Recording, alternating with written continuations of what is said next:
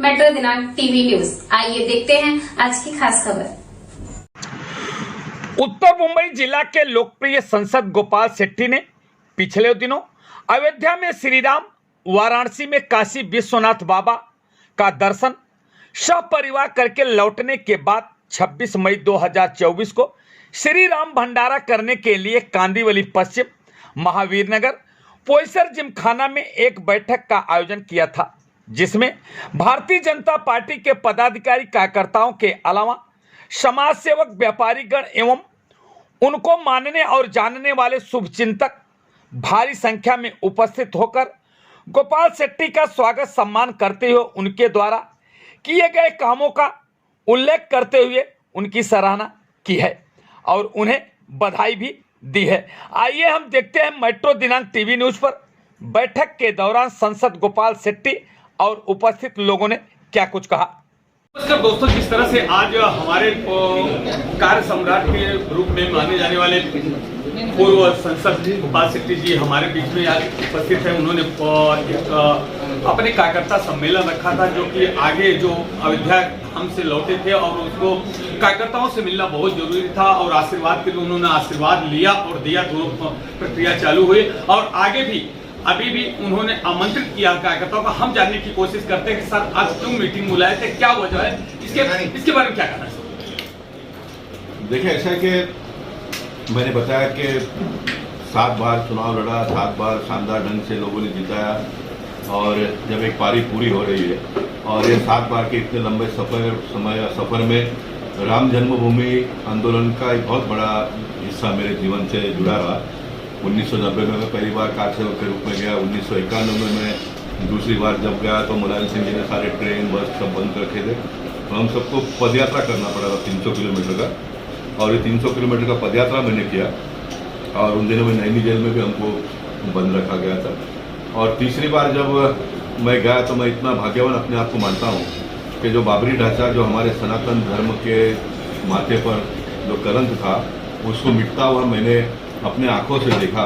तो ये सारी चीज़ें मेरे जीवन से बहुत जुड़ी हुई है और जनता ने भी कुछ इस प्रकार का करिश्मा कर दिया कि मैं मेंबर ऑफ पार्लियामेंट बन गया, मैं पार्लियामेंट में चला गया। मोदी जी ने ट्रस्ट फॉर्म का जो रिजर्वेशन पास किया वो मेरे नज़र के सामने हुआ। मैं मुंबई आने के बाद में विश्व हिंदू परिषद ने मंदिर बनाने के लिए फंड ड्राइव किया, उसमें मैंने भाग लिया और जब 22 तारीख को उसका उद्घाटन हो रहा था तो मेरे मन में इच्छा थी कि मेंबर ऑफ पार्लियामेंट के नाते हमको जाना पड़ेगा वहाँ पर, लेकिन मन में दूसरी बात ये भी आई कि मैं अकेला जाऊँगा, परिवार को तो नहीं बुलाएंगे क्योंकि इतने बड़े लोगों को कहाँ से बुलाएंगे। तो वो एक मन में इच्छा जगह बन गई थी। तो बाद में मोदी जी ने कहा कि भाई बाकी लोगों को जान दो, पार्टी के लोग बाद में जाएंगे। तो उस बात का भी मैंने पूरा पालन किया।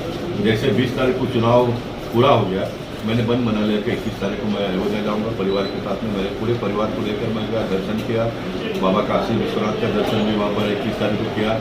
मैं 23 तारीख को दिल्ली आया और दिल्ली आने के बाद में जो घर में गवर्नमेंट के घर में रहता था उसको हैंड ओवर करने का प्रोसीजर मैंने करके आ गया हूँ। तो चिट्ठी डाल दी है कि इसको आप ताबे में ले लो करके। ये भी मैंने इसलिए किया कि मैं 2014 में जब मेंबर ऑफ पार्लियामेंट बनकर गया था तो बहुत समय लगा था हमको घर मिलने के लिए, क्योंकि जो पहले के सांसद रहते थे वो खाली नहीं करते थे तो लोगों को घर मिलता नहीं था। मैं हाउस कमेटी में काम किया था, वहाँ पर भी मैंने इस प्रकार का प्रस्ताव रखा कि जो MP है वर्तमान में, उसको अगर टिकट नहीं मिलता है तो उसका तुरंत घर ले लेना चाहिए सरकार ने। किसी को टिकट मिला और चुनाव लड़ रहा है, अगर वो जीत नहीं पाया तो वापस आने वाला नहीं है। जो जीतेगा वही तो आएगा वो घर में रहने के लिए, जो जीतेगा नहीं उससे भी एक 15 दिन का समय देकर, जो भी महीने का समय देकर उसके बाद से भी घर ले लेना चाहिए, ताकि जो नए सांसद चुनकर आएंगे उनको तुरंत घर मिले। और जो 5 स्टार होटल में रखने के बाद में जो करोड़ों रुपए का टैक्स पेयर का पैसा खर्चा होता है, ये खर्चा भी बचेगा। तो जो प्रस्ताव को मैंने रखा तो उसको मैंने इम्प्लीमेंट करना चाहिए, ऐसा मुझे लगा। और मैंने अपने जीवन में ये सारे नीति मूल्यों का पालन हमेशा मैं करता आया हूँ। आपको तो मालूम है, आपको कॉर्पोरेशन मुझे काम करते हुए देखे। मेयरिंग काउंसिल में मैं डेप्यूटी मेयर था, तो मेयरिंग काउंसिल में बहुत बड़ा पावर था हम लोगों के हाथ में। लेकिन जिस दिन महाराष्ट्र की सरकार ने मेयरिंग काउंसिल को बर्खास्त किया तो मैं उसी सन गाड़ी और ऑफिस देकर ट्रेन से मैं आया था। गोखले जी इन दिनों कमिश्नर हुआ करते थे मुंबई महापालिका का। तो ट्रेन में मैं आया तो वर्तमान पत्र के लोगों ने वो मेरा फोटो छापा कि गोपाल शेट्टी ट्रेन में घर में जा रहे। और दूसरे दिन सवेरे 6:45 बजे गोखले जी ने मुझे फ़ोन करके मेरा अभिनंदन किया कि आप एक ऐसे पॉलिटिशियन हो जो इस प्रकार का काम करते हैं। तो ये सारे बातों ने मेरे मन में एक बहुत बड़ा जगह बनाया और उसी हिसाब से मैंने काम किया जीवन भर, और मुझे बड़ा प्रसन्न महसूस होता है कि इतना लंबा समय में मेरे मतदाताओं ने जो मुझे साथ सहयोग और सम्मान दिया, पार्टी के कार्यकर्ताओं ने जो जीवन भर मेरे साथ में रहे, मुझे पीछे मुड़कर कभी देखना नहीं पड़ा। तो इन सारे लोगों का एक आभार प्रकट करना भी था। और जब मैं अयोध्या जाकर आया हूँ तो बाकी सारे लोग भी आने वाले दिनों में जाएंगे, लेकिन जो मतदाताओं ने मुझे इतना लंबा सफ़र करने का मौका दिया, तो एक श्री राम भंडारा का आयोजन करते हुए सब कुछ जोड़ना चाहिए, ऐसा मुझे लगा। तो उसके लिए आज मीटिंग थी और 1 तारीख को हम एक कार्यक्रम कर सकते। सर, जैसा कि आप जानते हैं कि सलेम एरिया एक नगर सेवक से लेकर के उप महापौर, फिर आमदार, फिर खासदार तक पहुंचे और लोगों का इतना प्रेम था कि आज जिस तरह से अप्रोच भी देख रहा था, लोगों की भावना भी था और लोगों का भाव भी हो जा रहे थे, जिस तरह से भावना था, इसको किस नजरिया से देखते हैं? मैंने कहा ना कि मैं एक ऐसा भाग्यवान हूँ, मेरे समाज के वोटर नहीं है यहाँ पर बहुत ज़्यादा।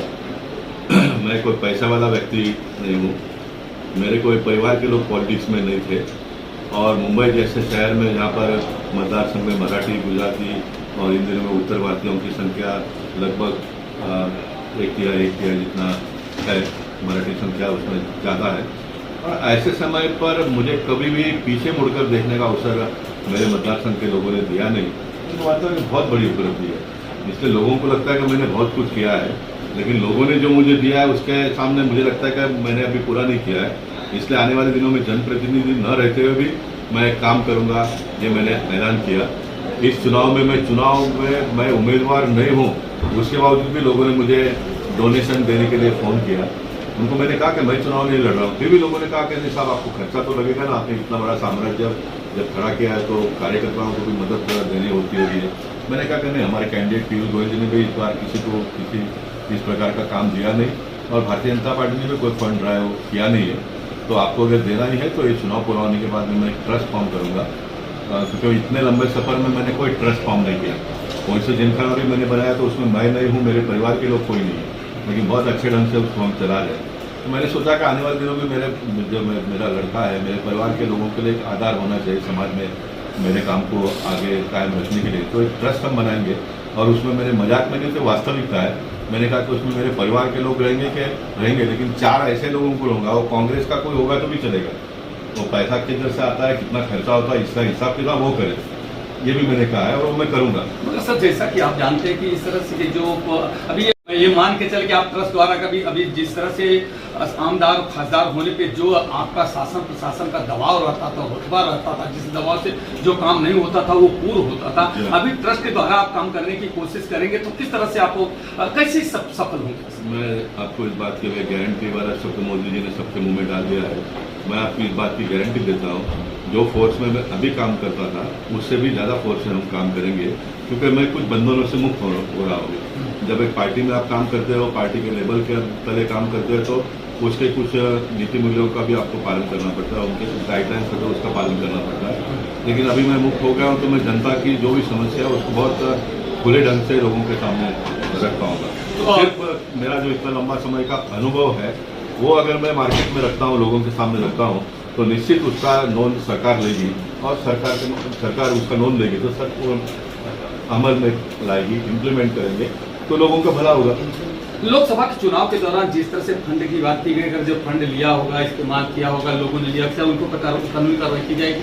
नहीं, मैंने ये कहा कि पार्टी ने तो किसी भी प्रकार का फंड का व्यवस्था इस बार नहीं किया था, लेकिन उसके बावजूद भी मार्केट में कुछ प्रकार के लोग होते हैं, पार्टी के नाम पे लेते हैं, टिंग पात करते रहते हैं। तो मैंने कहा अगर किसी को ऐसा पता चला होगा तो बताओ, तो उसके ऊपर हम, क्योंकि देखिए जनता का पैसा ना, जनता ने विश्वास किसके ऊपर किया? भारतीय जनता पार्टी के ऊपर किया।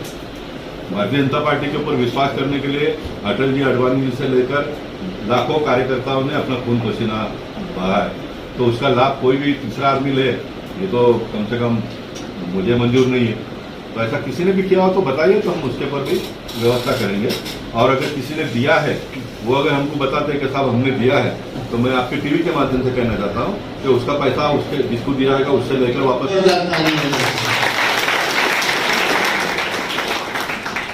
गोपाल शेट्टी नेता कम है, जन सेवक जास्ती है, इसलिए कहेंगे जनता का सेवक कैसा हो।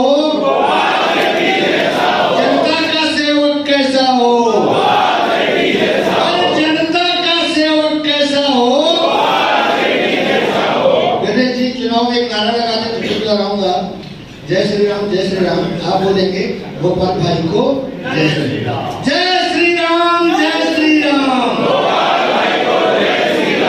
जय श्री राम, जय श्री राम,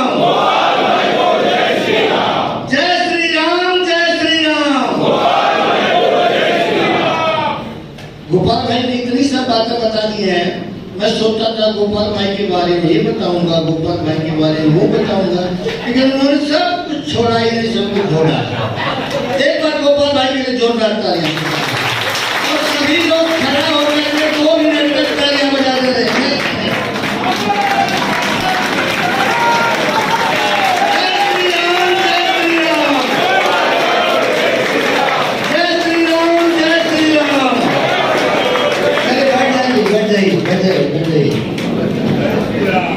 गोपाल भाई के राजनीतिक जीवन जब से शुरू हुआ, करीब करीब उससे पहले मेरा राजनीतिक शुरू हुआ था। एक बात मैंने जाना, अगर किसी को जिंदगी में नाम कमाना है, इज्जत कमाना है, तो जब समाज काम कर रहे हो तो संघर्ष करने के सिवा दूसरा कोई रास्ता नहीं होता है। और गोपाल भाई ने अपने जीवन में हर कदम पर संघर्ष किया है। किसके लिए? आम आदमी के सुख सुविधा के लिए संघर्ष किया है। मुझे याद है करुणा सुंदर भाई हमारे वार्ड अध्यक्ष, मंडल अध्यक्ष हुआ करते थे, मैं उनका अनिल भाई महामंत्री होता था। 2 महीना से 3 महीना नहीं होता था जबकि दहिसर पुलिस स्टेशन पर पार्टी का मोर्चा हम लेके नहीं जाते थे लोगों की समस्याओं के लिए, और तब पार्टी वहां पर बढ़ी और हम सब लोग आगे आए हैं। हर कोई नगर सेवक, आमदार, खासदार नहीं बनता है, लेकिन अपने काम से, अपनी प्रामाणिकता से, अपनी ईमानदारी से समाज में और पार्टी में अपना स्थान बनाता है और बना सकता है। मैं कभी कभी सोचता हूँ भारत के यशस्वी प्रधानमंत्री नरेंद्र मोदी जी के बारे में। उनके बहुत सारे गुण हैं, लेकिन मैं एक नागरिक के नाते, कार्यकर्ता के नाते सोचने लगा कि उनके 3 महत्वपूर्ण गुण कौन है। तो पहला महत्वपूर्ण गुण है समर्पण, नैतिकता और ईमानदारी। मान्य है, समर्पण जो काम करते हैं समर्पित भाव से करते हैं, ईमानदारी की परम काष्ठा है, और नैतिकता का पालन करते हुए समाज सेवा, देश सेवा करते हैं। अपने मन में हम सोचे हैं वो देश के प्रधान सेवक और उत्तर मुंबई के सेवक में क्या समानता है यार। वो प्रधान सेवक में जो है 3 गुण है, वही 3 गुण हमारे उत्तर मुंबई के सेवक गोपाल शेट्टी में भी है। समर्पण तो है, जिस काम को हाथ में लेते हैं, पानी में भी बैठ जाएंगे, गर्मी में भी बैठ जाएंगे, कुछ भी होगा करके काम करते हैं। नैतिकता का पालन करते हुए करते हैं।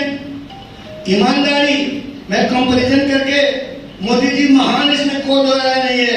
मोदी जी बिना परिवार के, बिना कोई झंझट के, बीवी बच्चों के बिना झंझट के ईमानदारी निभाते हैं, और हमारा गोपाल ये सब झंझट को संभालते हुए ईमानदारी निभाता है। मोदी जी बिना परिवार का झंझट संभालते हुए ईमानदारी निभाते हैं, और हमारा आपका गोपाल भाई बीवी बच्चे परिवार हित दोस्त सबको संभालते हुए ईमानदारी निभाता है। ये सलाम है इसके लिए, सलाम है मेरे को। इसी बात पर एक बात जोड़ जाता है।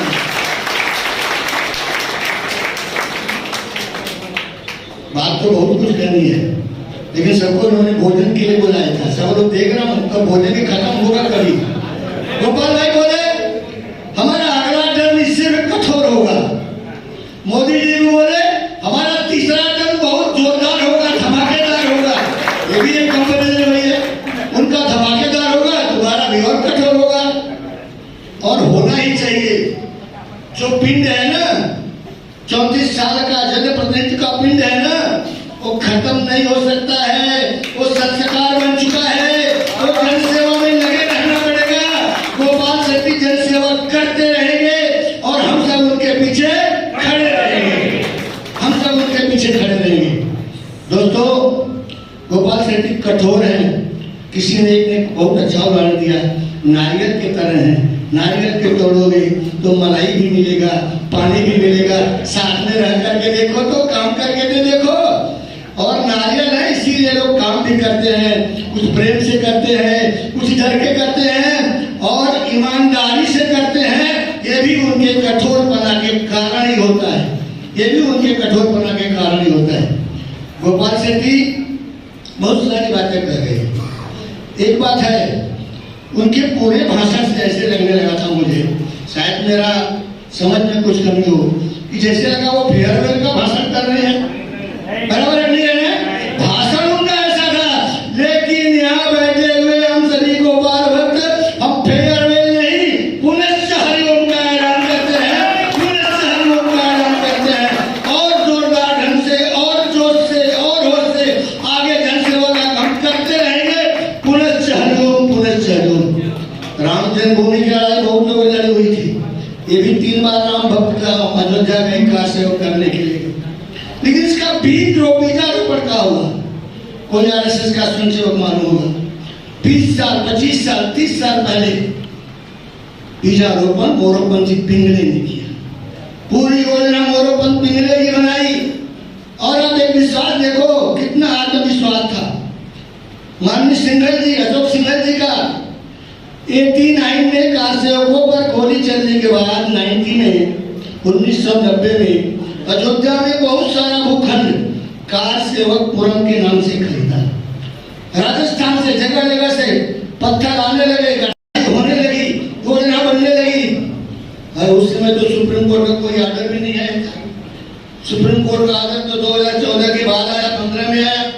लेकिन तभी से 1990 से मंदिर बनाने के खंभे तराशने, योजना बनाने का, पैसा इकट्ठा करने का सब काम चालू था। सुप्रीम कोर्ट के आर्डर के बाद अगर पत्थर आता, पत्थर की गढ़ाई बुनाई शुरू होती, तो 2021 में 23 में मंदिर का उद्घाटन हो पाता क्या? बिल्कुल नहीं हो पाता। लेकिन हमारे नेताओं ने, हमारे पूर्वजों में, हमारे महारथियों में, महान लोगों में कितना बड़ा आत्मविश्वास था कि सुप्रीम कोर्ट का निर्णय आया या नहीं आया, हम मंदिर बना के रहेंगे और बना के दिखाएंगे। मंदिर बना के, और ये केवल एक मंदिर नहीं है मेरे भाई, ये भारत की अस्मिता का प्रतीक है, भारत की शान का प्रतीक है, भारत की एकता का प्रतीक है, भारत के स्वाभिमान का प्रतीक है। गोपाल भाई जैसे गए ना कार सेवक के बाद, उसमें दहिसर में जो भी कार सेवक गए थे उसमें सबका एकत्रीकरण था। इलाहाबाद से अयोध्या तक पैदल जाने की बात थी 300 किलोमीटर। उसमें कोई केरल का था, कोई तमिलनाडु का था, कोई कर्नाटक का था, वो भी लोगों के साथ जाता था, हिंदी नहीं बोल पाता था, रात को रुकना रहता था। तो गांव के लोग उसको खाना मांगना है, पानी मांगना है, भूख लगी है, तो अपनी भाषा में बोलेगा तो समझेगा नहीं, खिचड़ी खिचड़ी ऐसे करके मांगता था, पानी पानी ऐसे करके मांगता था। लोग खिलाते थे, और गरीब आदमी है, उसके पास एक ही चारपाई है, तो चारपाई पर उसका सेवक को सुनाता था और खुद जमीन पर सोता था। ऐसे देश के लोगों ने काशियों से राम मंदिर ऐसे ही नहीं बन गया। देश के हजारों लाखों सनातन धर्मियों का त्याग और तपस्या और बलिदान है। मंदिर बनाने के लिए किसी को लगता होगा कि उत्तर प्रदेश सरकार और केंद्र की सरकार से पैसा नहीं बना, एक भी पैसा न उत्तर प्रदेश सरकार का लगा है न केंद्र की सरकार का लगा है। पूरा पैसा जनता के डोनेशन से हुआ है। जब आग्रह किया गया गोपाल भाई डोनेशन की बात किए, तो ग्राउंड प्लस 1 केवल 3 गुंबद ऐसा हो रहा था, जितना इकट्ठा हो रहा था उसका डबल हो गया, तो पूरा मंदिर का पूरा जो है प्लानिंग ही पूरा बदल जाता। और इसीलिए राम के आदर्शों पर चलना आसान नहीं है, गोपाल के आदर्शों पर चलना भी आसान नहीं है। और राम और गोपाल, एक गोपाल भी उसी गोपाल की कड़ी का, सनातन को मानने वाला, ईमानदारी को मानने वाला, परिश्रम करने वाला गोपाल है। आप सभी लोग साधारण सूचना पर, सामान्य सूचना पर आए, गोपाल भाई का मनोबल बढ़ाने के लिए आए, और गोपाल भाई जो भी काम करेंगे उसमें हम सभी गोपाल भक्त बन करके, उनका सहयोगी बन करके उसमें साथ देंगे। जैसे आज तक साथ देते आएंगे, ऐसे हम आगे भी साथ देते रहेंगे। यही बताया गया क्या क्या करना चाहिए, भाई के साथ, बंधु के साथ, किसी के साथ, पक्षी के साथ, पशु के साथ, किसके साथ करना, तो भगवान ने सब शिक्षा दी है।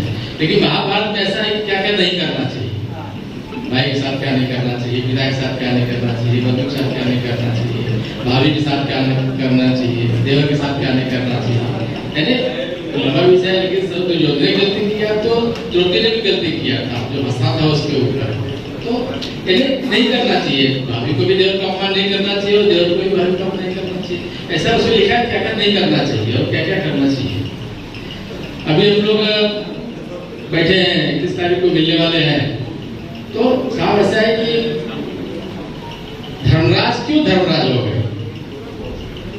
धर्मराज ने बहुत गलती किया था, दूध तो उन्होंने किया था ना, जुआ तो उन्होंने खेला था, सारा खेल तो जुआ का ही था, 2-2 बार खेले, 3-3 बार खेले, नहीं माने, लेकिन फिर भी वो धर्मराज कहलाए और स्वर्ग में चले गए विमान से। क्यों चले गए?